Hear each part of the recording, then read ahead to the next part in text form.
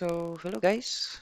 Ituturo namin sa inyo paano magtali ng survey data na mas madali at mas mabilis. So, itong nasa file ko ngayon is extracted from Google Forms.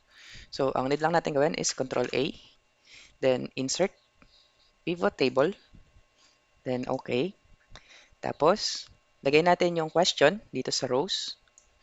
Sunod, yung timestamp, ilagay natin siya dito sa values.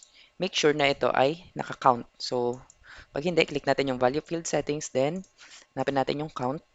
Okay, para malaman natin kung ilan yung nagsagot ng yes or no.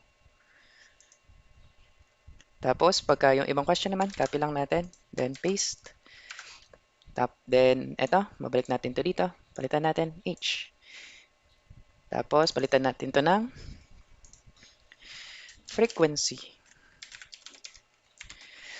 Tapos, frequency. Then, lagay natin dito yung question, gender. Tapos, dito sa kabila, age. Ganun din sa iba. Tuloy-tuloy lang natin hanggang maubos natin yung questions.